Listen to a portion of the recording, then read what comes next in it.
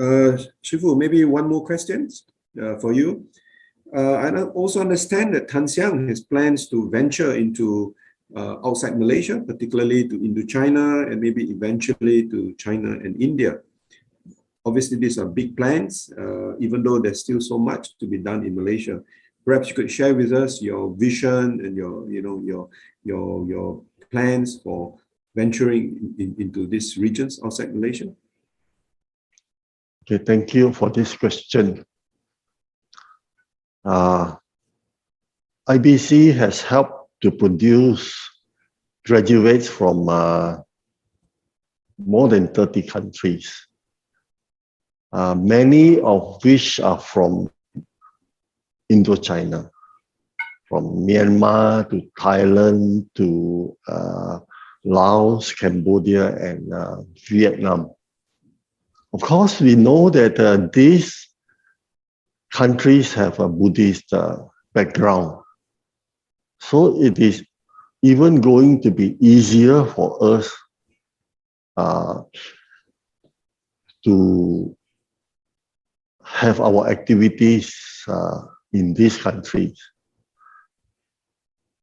Before we established IBC, we had registered a foundation, a Tan Xiang Foundation in Thailand. So we have a very good experience with that. And we have a strong alumni network in these Indochina countries. Many of them are just waiting for us to go there. So we could set up Tan Xiang branches in these countries. But this is not the only option. In some of these countries, we may choose not to set up our own branches, but to collaborate with existing Buddhist organizations in these countries. If they are interested to run kindergarten, senior citizen home, we will share with them without any reservation our experiences that we had accumulated for about 30 years. So if we do that, then we don't have to start from zero in these countries. Of course, during these past 17 years or so, we also have quite a lot of Chinese students, and lately, quite a lot of Indian students. We are entering into a very interesting phase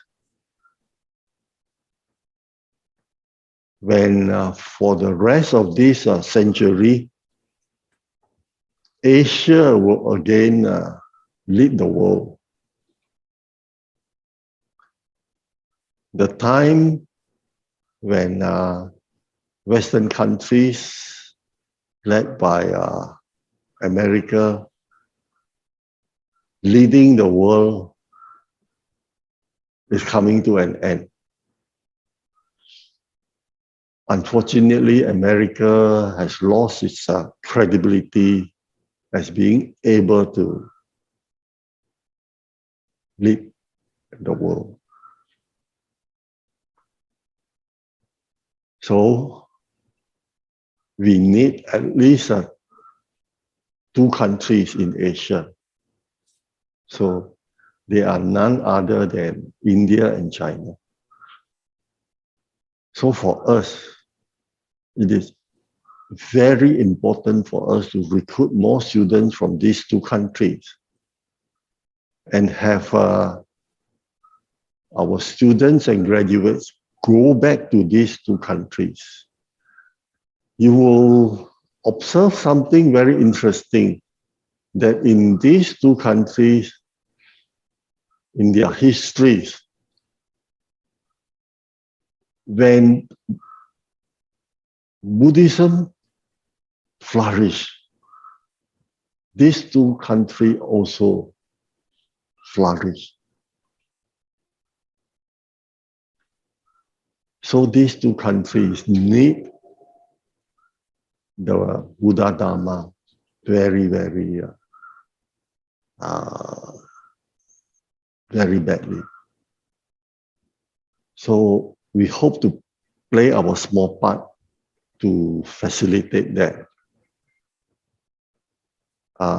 In closing, maybe I would just mention another important group that between European and Asian, maybe they are closer to Asia. I think the Arabic cultural group is another important block, and they have also over thousands of years of civilization, more than the Western countries, especially America has about 200 years of cowboy culture. So it's important for us, especially living in Malaysia, to understand the Islamic culture better and to work very closely with our Islamic brothers for a better world tomorrow. So of course, we shouldn't also forget another important ancient civilization from Europe. Europe is very different from America. And the ways things are developing, I think they will gradually detach themselves from America.